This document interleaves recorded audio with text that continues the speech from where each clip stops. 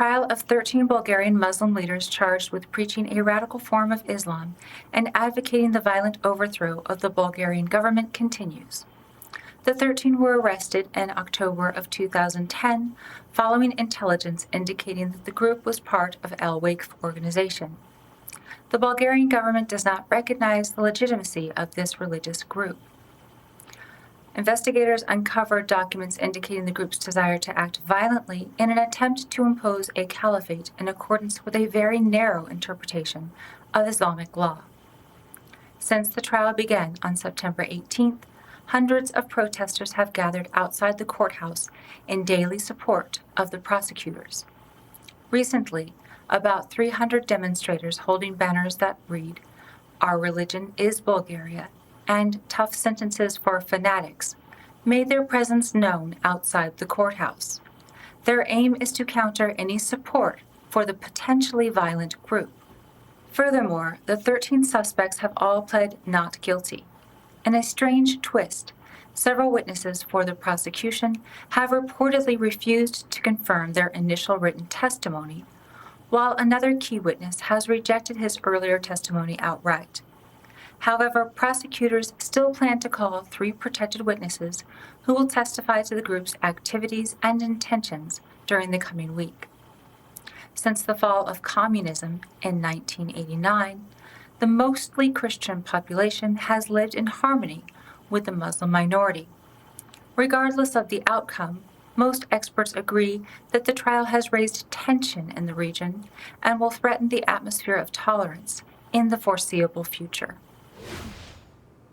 British Columbia resident and parent Richard Ajubu objects to the distribution of getting Bibles to 5th graders in his local public school, even if the school board does allow the distribution when there is parental consent. Ajubu wrote to the province's education minister requesting that the practice be halted on grounds that it violates the British Columbia School Act. The law specifically states that public schools must be strictly secular and non-sectarian. Ajubu considers the Gideon international literature that was brought home by his daughter to be religious marketing, which is a clear violation of secular policy. In an informal, closed-door meeting, school trustees, along with Superintendent Evelyn Novak, decided to leave the regulation in place as it is for now. This prompted Mr. Ajubu to write to the Education Minister, Don McRae, seeking to stop the practice. However, according to Ministry of Education spokesperson Scott Sutherland, that won't happen. Sutherland said that it would be a matter for the courts to decide, and if the complainant feels that the board is in the wrong in its policy, then it would be up to him to get a legal opinion. The local school board has sought legal advice and has refused to answer any questions concerning the matter until a regular board meeting that will take place on November 13th. Depending on the outcome of that meeting, Mr. Ajubu may take legal action and take the matter to court. He does point out that it is unfair to students of other faiths or those with no affiliation at all to see only Christian religious texts being marketed to the students. This is not the first time the issue has been raised in Canada.